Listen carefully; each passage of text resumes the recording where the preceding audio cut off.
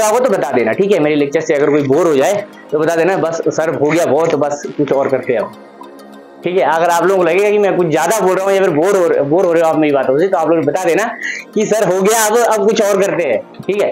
अब इसको आगे बढ़ाता हूं मैं। कामयाबी मेहनत से मिलेगी, ठीक है। और आपकी मेहनत के पीछे कितने लोग लगे हुए हैं, कितने लोग। घर से ही देखो, आपके बड़े भाई बहन हैं तो वो भी लगे होंगे।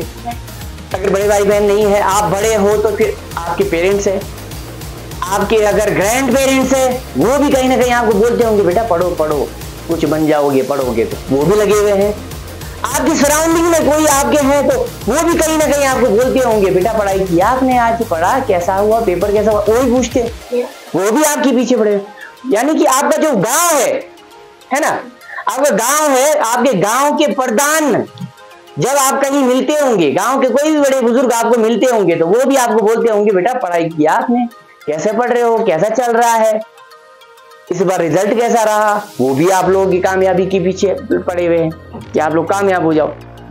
और उसके बाद आपके गांव से बाहर, जब आप गांव से बाहर क्या होता है फिर,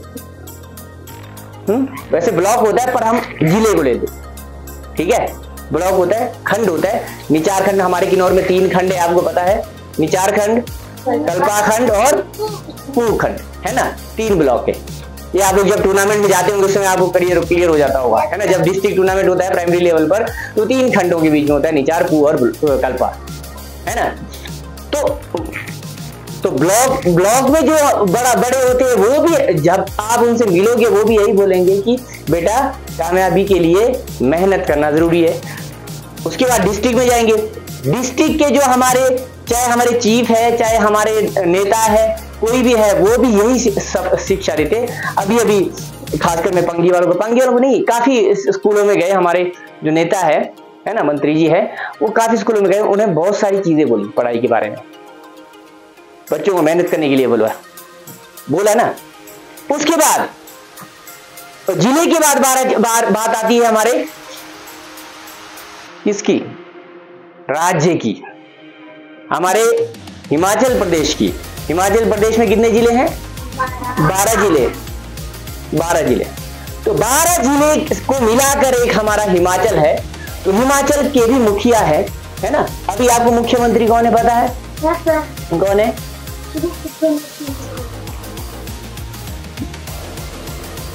बिल्कुल सही बात है, श्री सुखविंदर सिंह सुक्खू।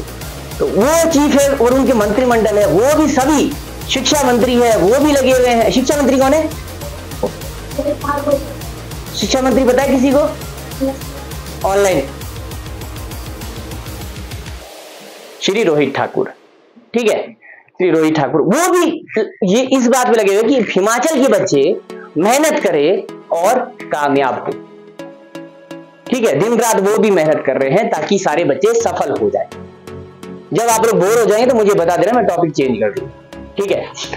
उसके बाद हिमाचल हो गया, हिमाचल की तरह मिला के हमारा, उसके बाद सब राज्यों को मिला के हमारे कितना वो हो जाता है, क्या बोलते, एक देश हो जाता है, ठीक है, पूरा देश। हमारे देश का नाम क्या है, भारत। हाँ भारत है, ठीक है, हिंदुस्तान भी बोलते हैं, इंडिया भी बोलते हैं, है ना, भारत है। तो भारत के जो प्रधानमंत्री हैं, मुखिया प्रधानमंत्री कौन है, श्री नरेंद्र सिंह मोदी, ओके। वो भी आपको, जब आप टीवी देखते होंगे, टीवी तो अब लगता है उनको बहुत कम बच्चे देखते होंगे, सबके सब मोबाइलों में घुसे रहते होंगे, है ना। तो चलो जहां भी आप देखते हो वहां पे आपने देखना कभी ना बीच में वो जब शिक्षक दिवस होता है या फिर कुछ स्पेशल प्रोग्राम होते हैं, वहां पे वो हमेशा बच्चों को बोलते हैं कि मेहनत किस तरह करना चाहिए और किस तरह से आप कामयाब हो। बहुत बार स्कूलों में उन्होंने ऑनलाइन स्पीच भी दी है, आप लोगों ने सुना होगा कभी ना कभी। तो आप देखो, आपको कामयाब बनते हुए देखने के लिए कितने सारे लोग हैं, कितने सारे करोड़ों लोग आप लोगों को कामयाब देखना चाहते हैं, हर एक बच्चे को, इंडिया के हर एक बच्चे को कामयाब देखना चाहते हैं। एक बात क्लियर हो गई कि आपको कामयाब देखने वाले कितने लोग हैं। आपके घर से निकलकर पूरे देश तक हर बच्चे को कामयाब देखना चाहते हैं। ठीक है, समझ गए? अब कामयाबी के लिए क्या करना है उस पर आते हैं। ठीक है, तो सबने बोला मेहनत करना है, मेहनत करना है, मेहनत करना है, मेहनत कर रहे हैं, स्कूल आ रहे हैं, बैग उठा रहे हैं, कॉपी है आपके पास, पेन है, लिखे जा रहे हैं, लिखे जा रहे हैं, लिखे जा रहे हैं। सारे बच्चे सिलेक्ट नहीं होंगे। ठीक है, किसी भी कंपटीशन में आप टूर्नामेंट से जाते हैं, टूर्नामेंट में क्या होता है, चाहे आप दौड़ लगा रहे हैं, दौड़ रहे ना, सब दौड़ रहे हैं, 10, 12, 15 जो भी बच्चे हैं सब दौड़ रहे हैं, क्या सभी फर्स्ट आ सकते हैं? नहीं आ सकते। क्या सभी सेकंड आ सकते हैं?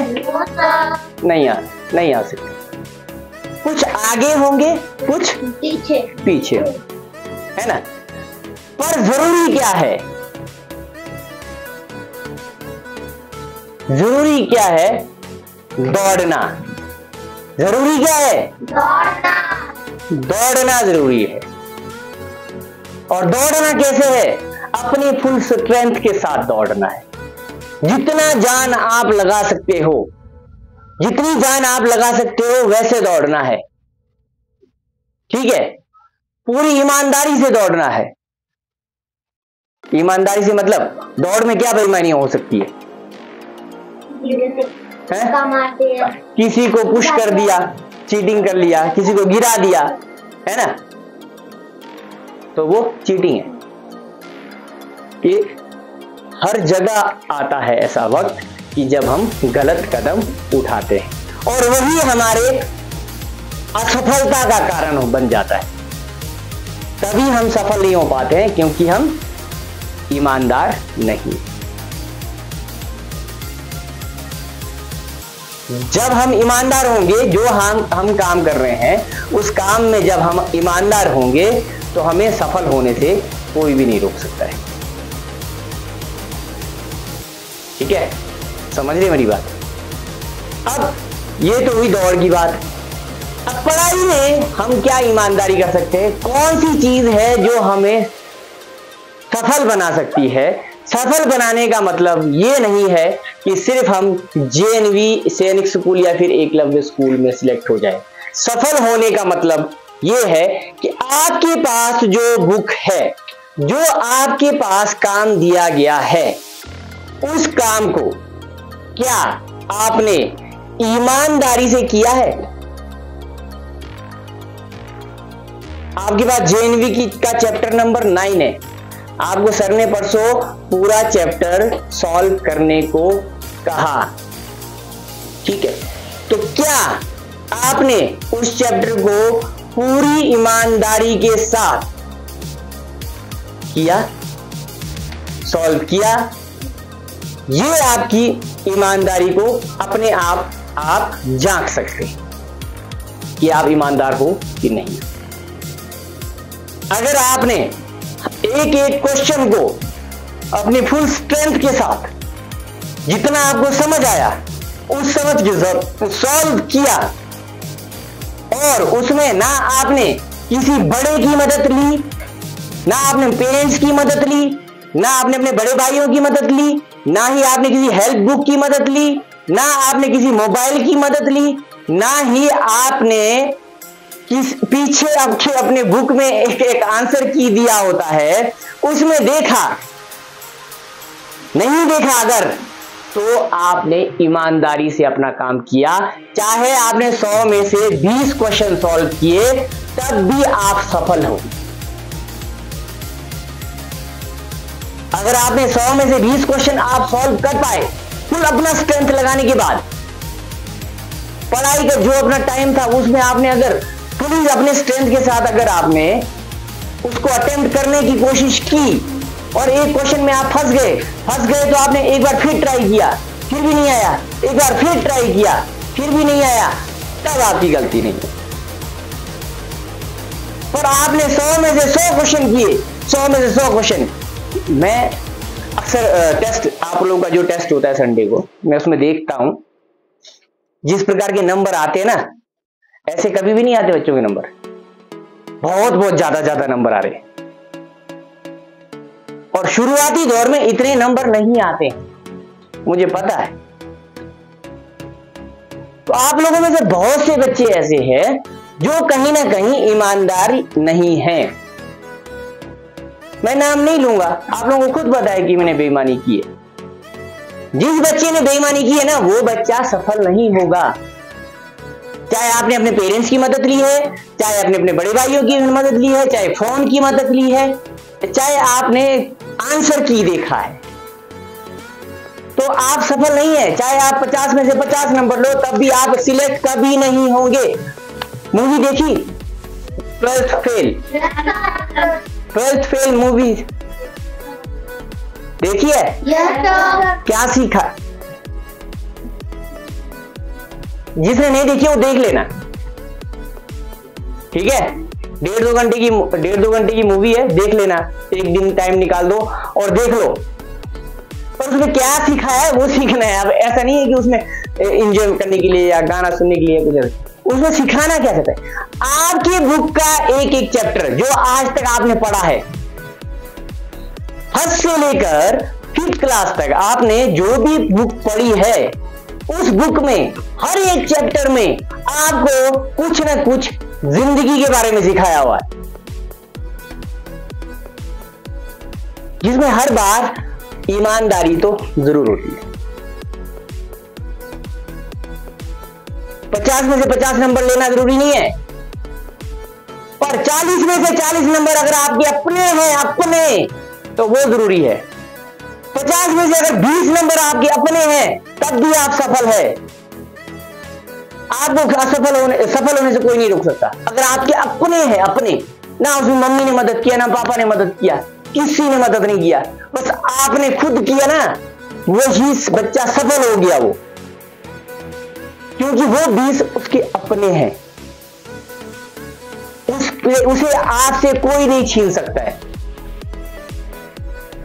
ठीक है? जो हम खुद कमाते ना, उसको हमसे कोई नहीं छीन सकता, और वो आपके दिमाग में पूरी तरह से रच जाता है। फिर वो 20 जो क्वेश्चन होंगे ना, वो आपके दिमाग को बिल्कुल उसमें रच जाएगा, और आप उस प्रकार के क्वेश्चन में कभी जिंदगी में नहीं हारेंगे, क्योंकि आपने उसको सॉल्व किया है खुद। और जो आपको किसी ने, पेरेंट्स ने करके दिया है, या फिर किसी बड़ों ने करके दिया, या फिर आपने मोबाइल में देखा, या फिर आपने आंसर की देखा है ना, वो आपको, जब आपको वो क्वेश्चन जिंदगी में दोबारा आएगा ना, आप क्या करोगे? ढूंढने लग जाओगे फिर से, कहां से ढूंढूं, कहां से। समझ रहे मेरी बात? नहीं समझ रहे? जिस चीज में आपने चीटिंग की है ना, उस चीज को आपको दोबारा ढूंढना पड़ेगा। फिर जो आपने कर रखा है, सही भी किया है, उसका आंसर भी सही है, पर आपने खुद नहीं किया, कहीं से किया, फिर आप फिर ढूंढने लग जाओगे कि मैं इसका आंसर कहां से निकालूं, कहां से निकालूं, क्योंकि आपने खुद तो किया नहीं। जो काम आप खुद करोगे और उसमें आप सफल होंगे, असफल होंगे, कम नंबर आएंगे, ज्यादा नंबर आएंगे, फिर भी आप सफल हो, आप सीखेंगे उस चीज को। और जब आप आके अगले दिन टीचर से पूछोगे ना, सर ये मैं यहां पर फंस गया था, इसके आगे मैं कैसे करूं, और उस समय आप ध्यान से अगर देखोगे कि आपने कहां मिस्टेक किया, बस उसके बाद आपका काम क्या है, उस क्वेश्चन को एक बार फिर से जहां आपसे रुका, अटक गया था, वहीं से आगे सीखना था आपने। ईमानदारी ही एक ऐसी चीज है जो आपको जिंदगी में सफल बना सकती है, ठीक है? समझ गए? तो मेरा कहने का मतलब ये है कि आप लोग जो पढ़ रहे हैं, जो कर रहे हैं, उसमें ऑनेस्टी रखें, ईमानदारी रखें, ताकि आप असफल ना हो, सिर्फ इन एग्जाम में नहीं, आगे जिंदगी में भी। जो कुछ भी हम पढ़ते हैं, जो कुछ भी हम क्लास में सीखते हैं, जो कुछ भी हम घर में सीखते हैं, जो भी हम अपने पड़ोस में सीखते हैं, वो सारी चीजें हमें अपनी जिंदगी में काम आती है। जब तक हम दुनिया में है तब तक वो काम है हमेशा हमेशा आएगी। हम क्यों पढ़ रहे हैं सुबह से शाम तक? क्यों पढ़ रहे हैं? जो भी हम पढ़ रहे हैं, सीख रहे हैं, वो हमेशा लाइफ में काम आती है। हमने डेसिमल के बारे में पढ़ा होगा ना पहले, फ्रैक्शंस के बारे में पढ़ा, भिन्नों के बारे में पढ़ा। ये क्यों पढ़ रहे हैं हम? ये कभी ना कभी हमारी जिंदगी में जरूर काम आएगी, इसलिए हम सीख रहे। बुक्स